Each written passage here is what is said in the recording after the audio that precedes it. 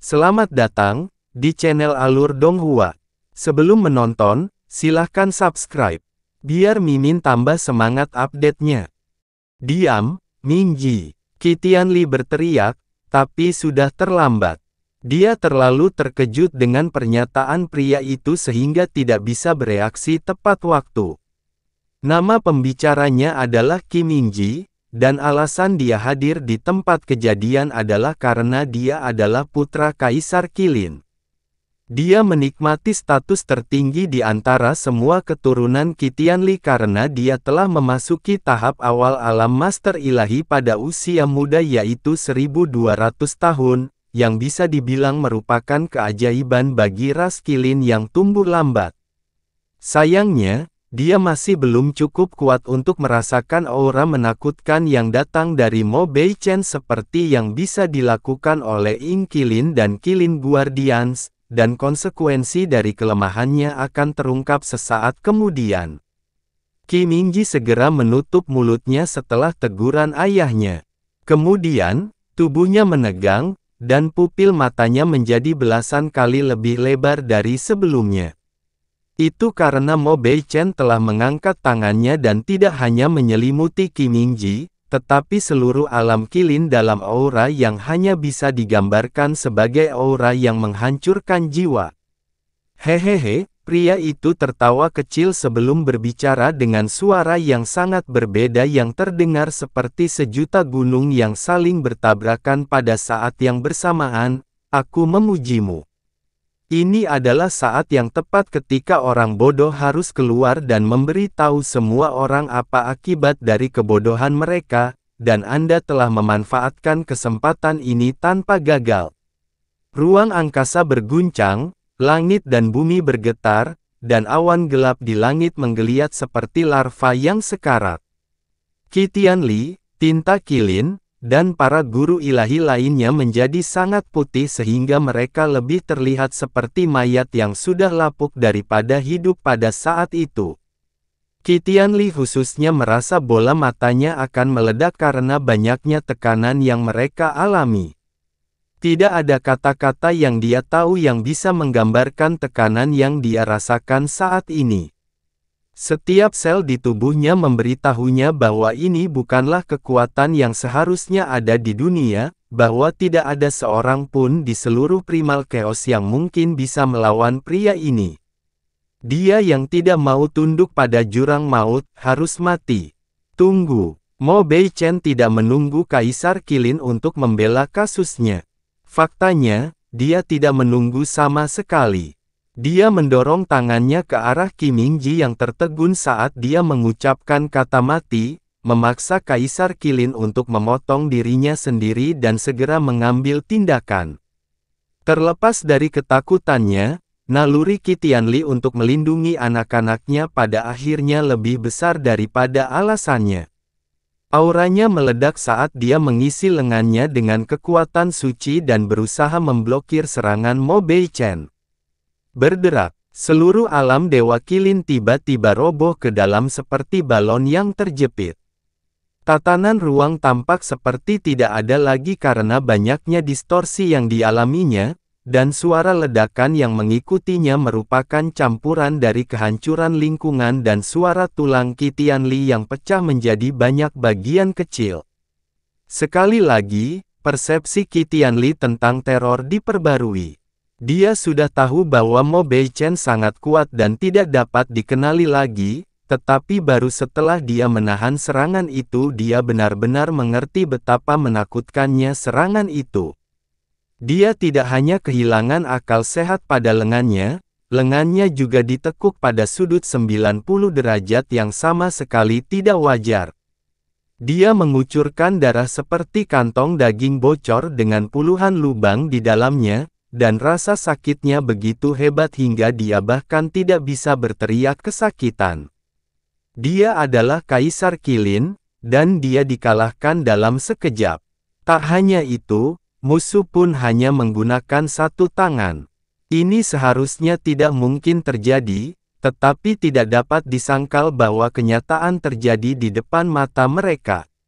Yang mulia, Keempat tinta kilin berteriak ketika mereka bergegas menyelamatkan kaisar mereka. Mereka menyalurkan kekuatan mereka dan menyerang Mo Beichen dengan semua yang mereka punya. Ras kilin sangat kuat, tetapi pada dasarnya mereka adalah ras yang bertahan. Mereka jarang berusaha sekuat tenaga kecuali mereka tidak punya pilihan lain. Bahkan selama perang antara wilayah ilahi barat dan wilayah ilahi utara, mereka sebagian besar bertempur dengan cara yang konservatif dan penuh belas kasihan. Akibatnya, belum pernah ada pertempuran di mana Master Dewa Kilin peringkat 5-10 mengerahkan seluruh kemampuannya melawan musuh, sampai sekarang. Bentrokan kekuatan begitu besar hingga bahkan kilin penjaga dan kilin guru ilahi yang kuat pun terlempar jauh dari titik tumbukan. Ketika debu mereda, telapak tangan Mo Beichen terhenti di tengah aksi, dan seluruh alam kilin terdiam. Untuk sesaat, rasanya ruang dan waktu itu sendiri terhenti. Di tanah, Kaisar Kilin dan empat tinta kilin tampak seperti gambaran teror. Wajahnya pucat pasi dan anggota tubuhnya masih gemetar tak terkendali karena ketakutan dan tenaga. Di langit, tangannya setengah terangkat, Mo Beichen tampak seperti dewa yang tidak peduli yang akan menghakimi korbannya. Itu adalah pemandangan yang bisa mengubah semangat juang apapun menjadi debu. Di kejauhan, Qi Mingji sedang duduk di tanah dengan mata terbuka lebar dan mulut ternganga. Dia mungkin harus berlari, tapi dia benar-benar tidak ingat bagaimana cara menggerakkan anggota tubuhnya lagi. Baru sekarang dia menyadari mengapa ayahnya bertindak seperti itu, dan keberadaan seperti apa yang membuat dia marah karena kelancangannya. Mo Beichen menunduk karena terkejut. Dia tidak mengira kekuatannya akan dihentikan oleh semut belaka. Kemudian, rasa dingin memasuki matanya saat sudut bibirnya melengkung membentuk cibiran samar. Kalian para pengumpan terbawah sejujurnya percaya bahwa kalian dapat menantang kuasa Tuhan dengan kekuatan kalian yang sangat kecil. Sungguh menyedihkan dan lucu. Siapa di alam dewa, bukan, sepanjang sejarah alam dewa yang berani menyebut guru ilahi sebagai pemberi makan terbawah. Kali ini, cahaya perak yang aneh tiba-tiba muncul di antara jari-jarinya dan dia menekankan tangannya ke tanah sekali lagi. Langit tak berbentuk cukup menindas dengan Mo Beichen di atas sana, tapi sekarang rasanya seolah-olah mereka telah menyatu menjadi 9 istana surgawi. Penglihatan kelima kilin tiba-tiba berubah menjadi hitam pekat, dan dunia di sekitar mereka runtuh dan berubah warna. Qi Tianli dan keempat tinta kilin bahkan tidak tahu apa yang terjadi. Satu detik indera mereka melemah, dan detik berikutnya mereka terbang mundur sambil menyemprotkan darah kemana-mana. Pusaran hitam pekat telah muncul di tempat mereka berdiri beberapa saat yang lalu. Merupakan pencapaian yang luar biasa untuk mengalahkan 5 kilin terkuat di dunia dalam satu pukulan. Namun Mo Beichen tetap tidak responsif sama sekali. Dia berpenampilan seperti pria yang baru saja mengusir lalat dari wajahnya. Sekarang tidak ada lagi hambatan, dia membuat gerakan meraih Qi Mingji yang tertegun sekali lagi. Telapak tangan perak terbang lurus menuju Divine Master tahap awal. Mingjie. Meskipun dia baru saja mengalami pukulan hebat, Kaisar Kilin dengan paksa mengubah lintasannya dan menerkam ke arah Mo Beichen lagi. Dia belum memulihkan sebagian besar kekuatannya, tapi dia masih meletakkan tubuhnya di jalur telapak tangan perak. Boom! Kaisar Kilin berteriak ketika sebagian besar bahu kanannya hancur oleh telapak tangan perak begitu saja. Namun, pengorbanannya yang berani hanya mengurangi sedikit kekuatan telapak tangan perak itu. Lindungi Tuan Muda. Setiap penjaga kilin berteriak pada saat yang sama saat mereka bergegas melindungi Qi Mingji. Bahkan keterkejutan dan kengerian yang luar biasa pun tidak cukup untuk mengalahkan keinginan naluriah mereka untuk melindungi salah satu jenis mereka. 11 penjaga kilin berhasil mencapai Qi Mingji tepat pada waktunya dan menempatkan tubuh mereka dalam bahaya, membentuk benteng daging yang hampir tidak dapat ditembus sehingga bahkan para Divine Master terhebat pun akan kesulitan untuk menembusnya. Namun, telapak tangan perak dengan mudah merobek tubuh mereka dan mewarnai dunia di depan mata Qi Mingji menjadi merah. Namun usaha mereka tidak sia-sia. Telapak tangan perak akhirnya melemah dan bahkan menyimpang setelah melewati Kaisar Kilin dan 11 penjaga Kilin, menghantam tanah sekitar 300 meter di depan Qi Mingji dan meledak.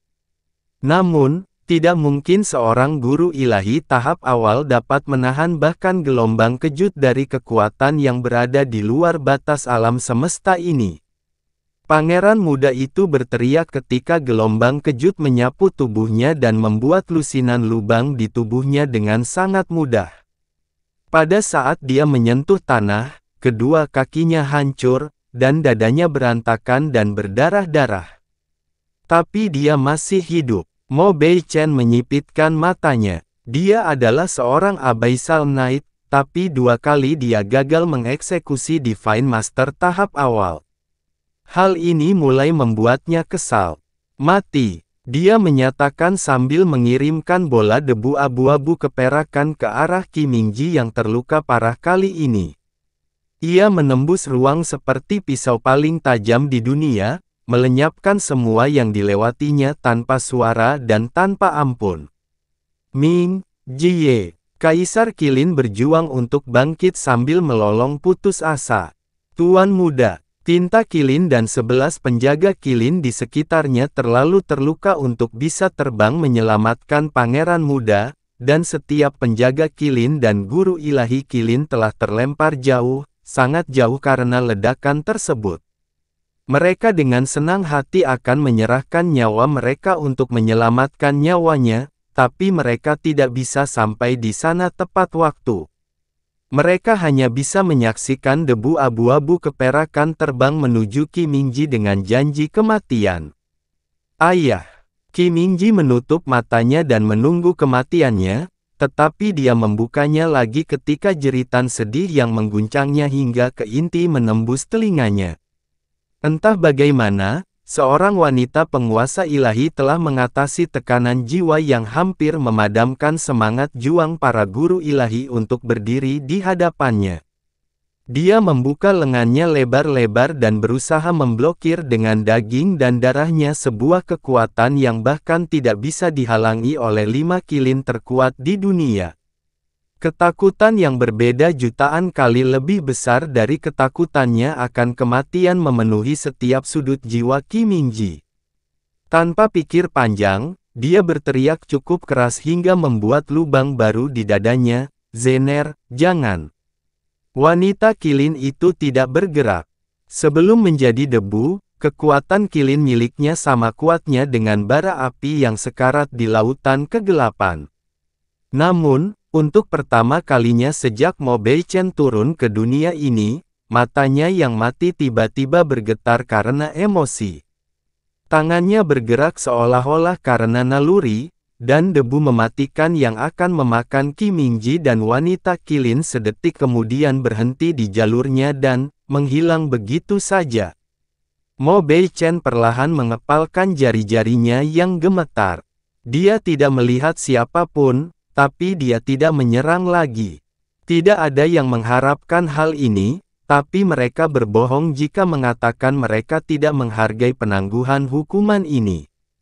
Kaisar Kilin menghela nafas lega dan hampir kehilangan kesadarannya saat itu juga. Di belakang, Qi Mingji dengan panik meraih wanita Kilin itu dan membawanya ke belakang meskipun dia terluka parah. "Terima kasih telah menunjukkan belas kasihan, Yang Mulia," kata Kaisar Kilin sambil membungkuk dalam-dalam meskipun bahunya hilang. Dia kemudian melihat ke belakang dan berteriak dengan keras. "Tunggu apa lagi, Mingji? Sudah minta maaf pada Yang Mulia."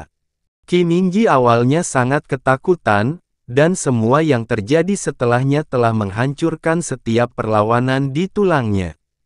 Dia buru-buru menundukkan kepalanya dan berkata, Junior Qi Mingji meminta maaf karena telah menyinggung Yang Mulia dengan ketidaktahuannya. Dia berterima kasih padamu karena telah menunjukkan belas kasihan padanya, dan dia bersedia menerima hukuman apapun atas pelanggarannya. Namun, Mo Beichen tidak sedang memandang Kaisar Qilin atau Qi Mingji. Raut wajahnya berubah menjadi kerutan yang dalam saat dia menyatakan dengan nada kesal yang tidak dapat dijelaskan, kirim ke jurang neraka, atau mati. Itu adalah hal yang sama yang dia tuntut beberapa saat yang lalu, namun perbedaan tekanannya seperti siang dan malam. Darah menggenang di bawah tangan Kaisar Qilin, dan setiap tetesnya terasa sedingin es. Membengkokkan tubuh bagian atas sedikit dan menghilangkan kemiripan martabat dari suaranya karena dia tidak ingin memicu Mo Beichen lagi, Qi Tianli bertanya, jika saya berani, ketika Anda merujuk ke abis, maksud Anda, abis tentang ketiadaan. Itu benar, jawab Mo Beichen tanpa emosi. Nafas Kaisar Qilin tiba-tiba bertambah cepat. Butuh beberapa napas sebelum dia berhasil mendapatkan kembali kendali atas dirinya. Qilin lainnya sama terkejutnya dengan dia. Maksudku, jangan tersinggung, tapi, bagaimana kamu membandingkannya dengan Raja Neraka, dan Paus, Yang Mulia? Dia menanyakan pertanyaan lain dengan nada paling hormat yang bisa dia berikan. Bodoh. Mo Beichen segera menyipitkan matanya. Saya selamanya bersyukur bahwa saya dilahirkan untuk mengabdi di bawah kaki Raja Abaisal, dan menurut Anda orang seperti saya bisa dibandingkan dengannya. Jika bukan karena kebodohan dan ketidaktahuanmu, aku akan menghukummu 1 juta kematian karena penghujatan ini. Kaisar Qilin sangat terkejut sehingga dia berseru, mungkinkah dia, dewa sejati? Hah! Mo Beichen mendengus dengan nada menghina. Ekspresi keyakinan mutlak muncul di wajahnya saat dia menyatakan, saya hanya akan mengatakan ini sekali saja, jadi dengarkan baik-baik. Semua dewa jurang maut adalah hamba yang mulia. Dia adalah dewa dari semua dewa. Kaisar Qilin menelan ludahnya. Semua orang sangat terkejut hingga darah mereka membeku di pembuluh darah mereka. Pria ini adalah monster, namun dia percaya dengan sepenuh hati bahwa merupakan suatu kehormatan baginya untuk mengabdi di bawah kaki Raja Neraka ini. Terlebih lagi, dia dipenuhi dengan keyakinan abadi setiap kali dia mengucapkan kata Abaisal Monarch atau Yang Mulia. Seberapa kuatkah Abaisal Monarch ini? Omong-omong, Mo Beichen ini juga menyebutkan bahwa dia melayani Paus. Apakah mereka juga dewa para dewa? Ini adalah tingkat kekuatan yang benar-benar melampaui imajinasi mereka. Mo Beichen memandang rendah mereka, dan ekspresinya kembali menjadi muram sekali lagi. Apakah kamu mengerti sekarang? Kaisar Qilin tanpa sadar menurunkan postur tubuhnya sedikit lebih jauh. Dia menanyakan satu pertanyaan terakhir dengan suara gemetar, orang tua ini pasti tahu, tapi, jika kita, ras Qilin bersumpah untuk mengabdi pada Yang Mulia sebagai rakyat setianya, akankah dia memberi kita kedamaian, ketika dia memberkati alam dewa dengan kehadirannya? Subjek yang setia, Mo Beichen sepertinya baru saja mendengar lelucon terhebat di dunia. Menurutmu, kamu pantas mengabdi pada Yang Mulia sebagai rakyat setianya. Tidak, kamu paling layak menjadi pelayan atau budaknya. Tidak ada yang bisa dikatakan Kaisar Qilin tentang hal itu. Aku bisa membantai kalian semua seperti ternak. Faktanya, saya seharusnya memusnahkan seluruh ras Anda karena pelanggaran Anda sebelumnya, kata Mo Beichen dengan keseriusan yang membuat mereka sangat ketakutan. Tahukah kamu kenapa kamu masih hidup? Itu karena dia adalah jiwa welas asih yang membenci pembunuhan dan intimidasi tanpa pandang bulu di atas segalanya. Tidak peduli seberapa rendahnya kalian, dialah satu-satunya yang berhak menentukan nasibmu. Raja Abaisal akan menghiasi alam semesta ini dengan kehadirannya hanya dalam beberapa tahun. Adalah keinginanku untuk memberinya dunia yang bersih di mana semua makhluk hidup akan berserah diri kepadanya dari lubuk jiwa mereka yang terdalam, bukan tempat tak bernyawa yang penuh dengan darah dan kematian. Jadi, apakah Anda akan menjadi pemandu yang akan menerangi jalan menuju era baru? Atau Anda akan menjadi orang bodoh yang harus kami singkirkan untuk membuka jalan bagi kedatangan yang mulia? Kaisar Qilin sudah berlutut bahkan sebelum Mo Beichen menyelesaikan kalimatnya. Kepalanya juga hanya berjarak sehelai rambut dari menyentuh tanah. Mo Beichen ini sangat kuat, dan dia bukanlah orang yang penyayang. Namun, dia menghindari penyalahgunaan kekuasaannya dan menunjukkan belas kasihan kepada mereka karena keputusan kaisarnya. Dia bisa saja memainkan permainan yang panjang, tapi sejujurnya Qi Tianli tidak bisa memikirkan mengapa dia repot-repot ketika dia bisa mendapatkan apa yang diinginkannya dengan paksa, seperti saat ini. Selain itu, jika apa yang dia katakan tentang Raja Neraka itu akurat, maka para dewa bukan hanya tidak bersifat diktator, namun mereka juga baik hati hingga pada titik di mana mereka tampaknya tidak layak untuk memerintah. Namun hal yang paling penting untuk diperhatikan adalah bahwa Raja Neraka ini akan memasuki alam dewa dalam hitungan tahun, itu kurang lebih menentukan keputusannya. Terima kasih atas bimbingan Anda, Yang Mulia.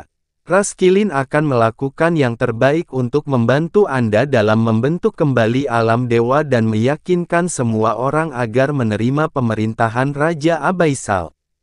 Kaisar Qilin tahu apa yang diinginkan Mo Beichen. Cara tercepat untuk menguasai seluruh alam dewa sebelum Raja Abaisal tiba adalah dengan menggunakan kekuatan lokal sebagai corong. Dan sayangnya baginya, dia adalah orang yang tepat untuk pekerjaan seperti itu. Pertama Raja Naga, lalu, Kaisar Yun, dan sekarang, Jurang Maut. Dia tidak berpikir dia akan hidup cukup lama untuk melewati begitu banyak master.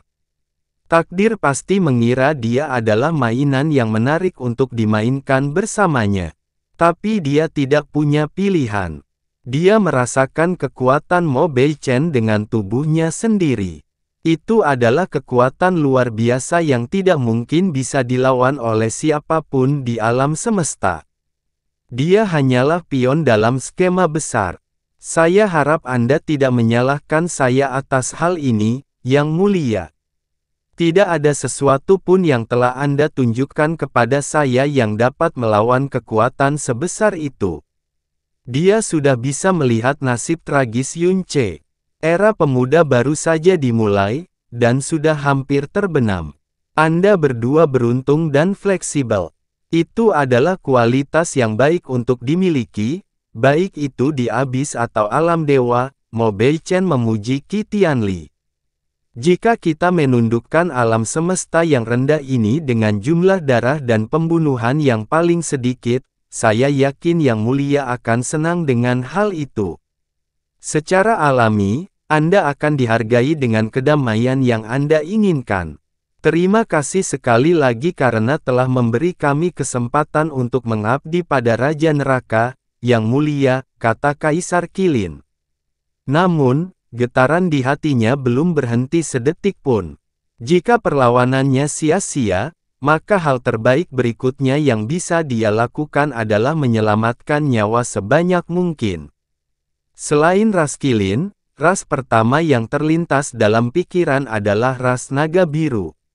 Sayangnya, putri tirinya, Kaisar Naga Biru, tidak fleksibel seperti dirinya. Dia acuh tak acuh sekaligus kaku. Dia sudah mencari peluang untuk meminta pertemuan dengan Kaisar Naga Biru. Bagus sekali, jawab Mo Beichen dengan suara dingin. Sekarang, beritahu saya tentang keadaan dunia saat ini. Aku juga akan tahu siapa yang disebut Kaisar Yun itu. Ya, Kaisar Qilin masih mengalami pendarahan hebat dan kesakitan, namun dia memaksa dirinya untuk mengabaikannya dan memulai. Nama lengkap Kaisar Yun adalah Yun Ce, dan dia adalah kaisar tertinggi yang menguasai seluruh primal chaos. Dia juga kaisar sejati pertama yang membawa keempat wilayah dewa alam dewa di bawah kendalinya. Penampilan Mo Beichen di alam Qilin relatif tenang, tetapi hal yang sama tidak berlaku untuk wilayah ilahi timur. Nan Zhaoming, Nan Zhao Guang, dan 4 halaman saat ini sedang terbang ke arah timur. Aura mengerikan mereka menyapu wilayah bintang yang tak terhitung jumlahnya dan membuat takut semua orang yang merasakannya. Tujuan mereka adalah alam Song Salju. Alasan mereka memilih Snow Song Realm sebagai tujuan pertama mereka adalah karena di sanalah tempat kehadiran terkuat dari wilayah dewa berada. Nan Zhaoming menghirup energi dalam-dalam sambil berkomentar, saya pernah mendengar Paus berkata bahwa umur kita akan bertambah beberapa kali lipat, bahkan puluhan kali lipat jika kita mampu mencapai alam dewa, tapi saya tidak percaya itu adalah benar sampai sekarang. Dunia ini seharusnya menjadi milik kita. Nan Zhao Guang menggeram penuh kebencian sambil mengamati ke kiri dan ke kanan. Makhluk rendahan ini berani menjalani kehidupan mewah yang bahkan tidak berani kita impikan ketika kita semua hanya bisa berjuang dalam debu jurang. Mereka semua pantas mati. Jangan lupakan nasihat Tuan Ksatria. Kita boleh membunuh, tapi kita tidak boleh membunuh tanpa pandang bulu, Nan Zhaoming mengingatkannya. Kultivasi kami memang belum maksimal, namun masih ada kemungkinan kami akan diangkat menjadi ksatria jurang, karena kamilah pionirnya. Tidak perlu menodai tangan kami dan mengurangi kejayaan kami dengan darah rakyat jelata ini. Hah!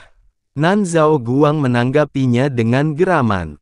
Jangan khawatir, yang patuh akan hidup, dan yang menentang akan mati. Nan Zhaoming mencibir. Dan setidaknya akan ada banyak orang bodoh yang menantang dalam 2 tahun pertama. Lagi pula, satu-satunya hal yang tidak dimiliki dunia ini adalah orang bodoh. Tiba-tiba, Nan Zhaoming dan Nan Zhao Guang terdiam dan melihat ke depan pada saat yang bersamaan. Ding! Ada kilatan biru di ruang berbintang, dan suhu di sekitarnya langsung turun drastis.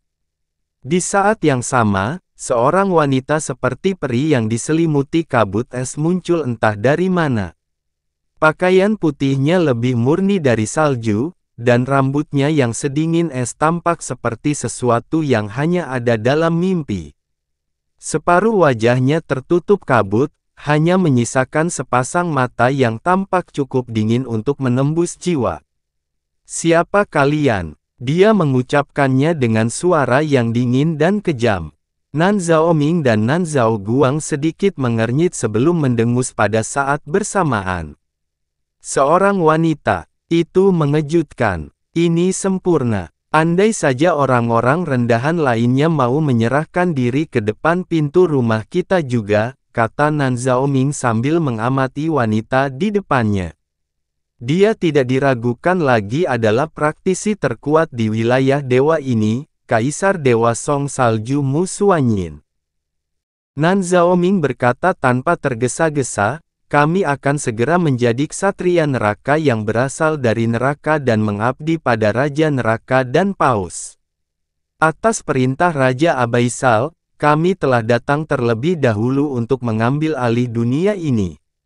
Mereka yang tunduk akan hidup, dan mereka yang memberontak akan mati. Suaranya perlahan tenggelam. Jadi apa pilihanmu? Apakah kamu memilih untuk hidup, atau kamu memilih untuk mati?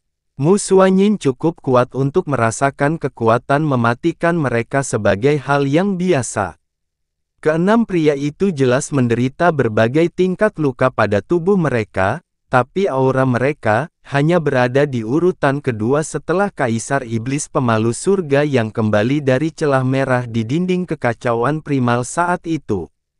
Jurang maut. Mu Xuanyin mengerutkan kening. Nan Zhao Guang mengangkat tangan dan berkata, dia mungkin adalah kaisar wilayah dewa ini, jadi dia tidak termasuk dalam kategori orang yang tidak boleh kita bunuh tanpa pandang bulu. Singkat cerita, simpan nafasmu dan bunuh dia. Jika tidak ada yang lain, akan lebih mudah bagi kita untuk mengambil alih wilayah dewa ini. Nan Zhaoming tidak setuju. Jelas, cara mereka melakukan sesuatu sangat berbeda dengan cara Mo Beichen. Namun sebelum itu, ekspresi Nan Zhao Guang berubah menjadi mengejek. Saya tertarik untuk mengetahui sejauh mana para pakar terhebat di dunia ini dapat berjuang. Saya pribadi berpikir Anda akan kecewa, tapi tentu saja, kata Nan Zhao Guang sambil menyeringai. Pergi, beri dia pelajaran, Yin Feng. Dia seorang permaisuri, jadi jangan bilang aku tidak menjaga kesejahteraan bawahanku, hahaha. Nan Zhao Guang juga menggemakan tawanya. Mereka adalah raja absolut di dunia ini sebelum Raja Neraka tiba, jadi bagaimana mungkin mereka tidak bersenang-senang terlebih dahulu? Ya Pak, di balik tawa Nan Zhao Guang dan Nan Zhaoming, salah satu dari 4 halaman merespons dengan tegas sebelum keluar dari barisan. Teman-temannya jelas terlihat kecewa. Yin Feng sangat hormat di depan Mo Beichen, dan patuh di depan Nan Zhaoming dan Nan Zhao Guang. Tapi Mu Xuanyin, seolah-olah kekuatan tak kasat mata telah menarik wajahnya menjadi ekspresi liar dan mesum. Perlahan-lahan melengkungkan jari telunjuknya ke arah wanita itu, dia berkata, Master Ilahi level 10, ya, cek-cek. Aku tidak ingin teman-temanku menyebutku pemukul wanita, jadi aku akan mengizinkanmu 5 gerakan sebelum aku melakukan gerakanku sendiri. Tentu saja, Anda juga dapat memilih untuk bersujud di hadapan kami dan memohon belas kasihan. Siapa tahu, mungkin salah satu pengawal kami akan menyerah pada keinginan alami mereka untuk melindungi kaum Hawa dan menerima Anda sebagai budak mereka. Hahaha, hahaha. Pasukan di belakangnya juga tertawa terbahak-bahak. Es menutupi telapak tangan Mu Xuanyin tanpa suara. Dia tidak akan percaya bahwa seseorang akan berani tidak menghormatinya, jika dia tidak melihat mereka sekarang. Dia tidak mengenali wajah atau aura keenam pria itu. Kedua pemimpin itu secara khusus memancarkan tekanan tak kasat mata yang bahkan lebih besar daripada tekanan Long Bai.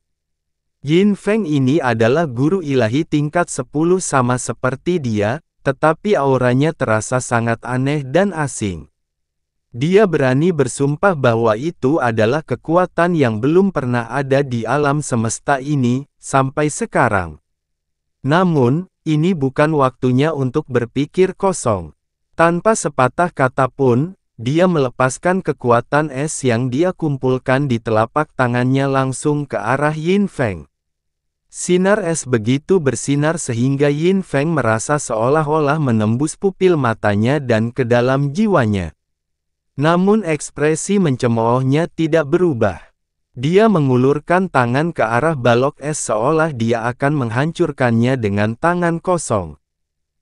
Meskipun mereka berdua adalah Divine Master level 10, jelas Yin Feng menganggap dirinya lebih unggul dari Mu Xuanyin karena dia adalah penghuni primal chaos, dan dia adalah abis. Ding! Sinar es tiba-tiba melintas tepat sebelum mengenai Yin Feng, dan serangkaian ledakan yang membekukan mengoyak ruang angkasa. Daerah sekitarnya langsung berubah menjadi penjara beku yang tampaknya tanpa batas. Yin Feng tidak bergerak sedikit pun. Bibirnya melengkung membentuk cibiran menghina, dia melambaikan tangannya dan dengan mudah merobek selubung es hingga tercabik-cabik. Dia ingin mengejeknya dengan mengatakan sesuatu seperti, apakah ini yang terbaik yang ditawarkan ahli terkuat di wilayah dewa ini? Tapi dia bahkan tidak berhasil membuka mulutnya sepenuhnya sebelum ekspresinya tiba-tiba turun. Itu karena gelombang energi es yang dalam meledak tepat di depan wajahnya dan memenuhi ruangan dengan es sekali lagi. Itu adalah serangan dua lapis.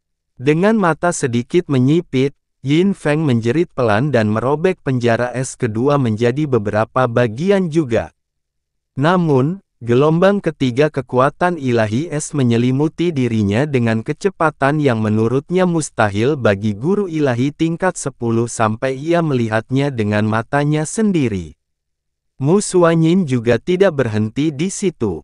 Dia melanjutkan untuk meluncurkan penjara es keempat, kelima, ke-10, ke-30, ke-50 pada musuhnya, dan masing-masing penjara sekuat yang terakhir.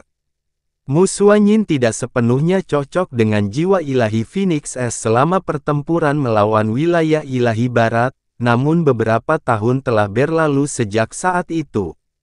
Saat ini, kecocokan dan penguasaannya atas kekuatan ilahi Ice Phoenix telah meningkat pesat berkat kultivasi gandanya dengan Yun Ce. Siapa yang mengira bahwa seberkas es bisa menciptakan bencana es yang membentang lebih dari 10.000 kilometer. Sementara itu, Yin Feng telah berubah dari sangat percaya diri, menjadi sangat waspada, menjadi sangat bingung menjelang akhir serangan Mu Xuanyin. Kesombongannya telah sangat merugikannya. Jika dia menggunakan seluruh kekuatannya sejak awal, Mu Xuanyin tidak akan mampu mendorongnya dengan mudah. Karena itu, dia tidak pernah mendapat kesempatan untuk mengerahkan kekuatan penuhnya setelah dia melewatkan peluang awal. Energi dingin memakan energinya yang dalam, dagingnya, tulangnya, dan bahkan jiwanya. Sebagian besar kekuatannya dibekukan bahkan sebelum dia sempat menggunakannya. Pada saat Mu Xuanyin akhirnya mencapai akhir serangannya, dia telah kehilangan hampir semua sensasi di anggota tubuhnya, dan tubuhnya terasa kaku seperti balok es. Bang! Ada satu semburan es dingin terakhir sebelum warna biru paling cemerlang dari semuanya menembus langsung ke arah Yin Feng. Itu tampak seperti bintang tunggal di tengah lautan kegelapan. Pedang putri salju menusuk menembus dada beku Yin Feng dan keluar dari punggungnya. Hahaha, orang akan berpikir bahwa Nan Zhaoming akan marah atau panik atas nama bawahannya, tetapi pria itu hanya tertawa terbahak-bahak sebelum berkata, "Lihat.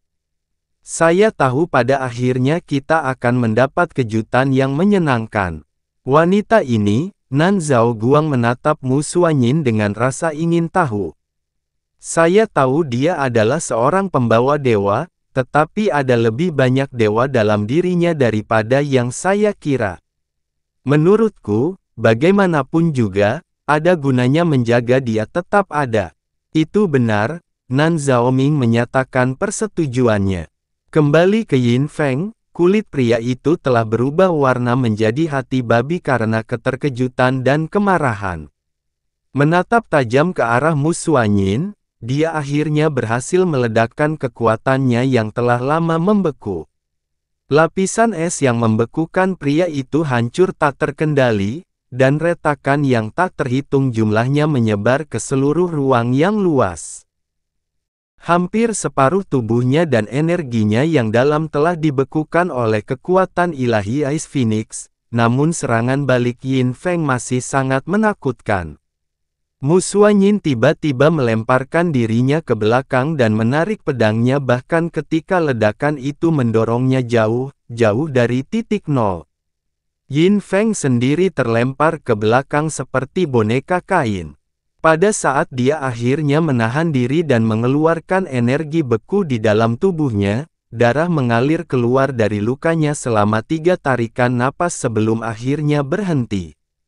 Mu Xuanyin tidak mencoba memanfaatkan keunggulannya meskipun ada pembukaan. Dia tanpa sadar mengencangkan cengkeramannya pada pedangnya. Dia telah mengejutkan musuhnya dan mampu menekannya hingga tingkat yang memalukan. Namun, serangan balik, sedikit, yang dia lakukan dengan kekuatannya yang tidak dibekukan masih jauh lebih kuat dari yang dia bayangkan. Hasil ini juga membuka matanya pada kebenaran yang mengerikan, jika Yin Feng ini tidak meremehkannya sejak awal, peluangnya untuk mengalahkannya dalam pertarungan langsung mungkin kurang dari 50%.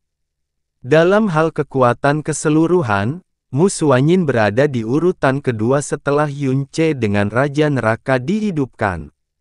Bahkan Ratu Iblis atau ketiga leluhur Yama pun tidak cukup kuat untuk disebut setara dengannya. Dalam hal kultivasi saja, dia adalah orang nomor satu yang tak terbantahkan di Primal Chaos. Namun, lawannya adalah uhuk. Yin Feng mengeluarkan setidaknya selusin batuk yang hebat sebelum akhirnya berhasil mengendalikan reaksinya. Darah dalam jumlah yang mengejutkan mengalir di sekitar tubuhnya.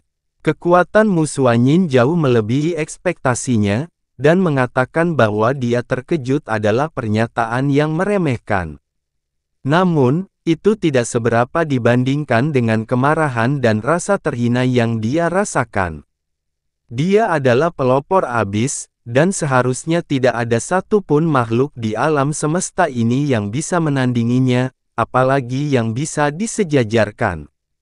Namun, dia telah dipermalukan dan dipukuli habis-habisan dalam pertarungan pertamanya. Apa yang akan dikatakan rakyatnya jika mereka mendengar hal ini? Dia akan menjadi bahan tertawaan dalam semalam. Aku, ceroboh. Yin Feng berkata sambil berjuang untuk memperbaiki dirinya sendiri. Tidak mungkin untuk mengetahui apakah dia gemetar karena kedinginan atau karena penghinaan.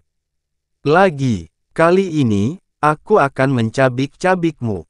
Tiba-tiba, Nan Zhaoming berkata, mundur. Karena lengah, Yin Feng menoleh ke belakang dengan ekspresi ketakutan, Tuan pengawal, itu hanya kecerobohan sesaat. Aku bersumpah, tolong beri aku kesempatan kedua, aku bersumpah kali ini aku akan. Santai, tidak ada yang akan mengungkapkan rasa malumu, Nan Zhaoming menghibur bawahannya sambil menggoyangkan pergelangan tangannya dengan sembarangan. Saya meminta Anda untuk mundur hanya karena kekuatan wanita ini cukup istimewa, dan saya pikir ada kemungkinan Paus tertarik padanya. Saya ingin menangkapnya hidup-hidup atau menjaga tubuhnya tetap utuh. Saya yakin Anda bisa mengalahkannya jika Anda berusaha sekuat tenaga, tetapi apakah Anda yakin bisa melakukannya tanpa merusak mayatnya? Tidak. Yin Feng menghela nafas lega sebelum menundukkan kepalanya.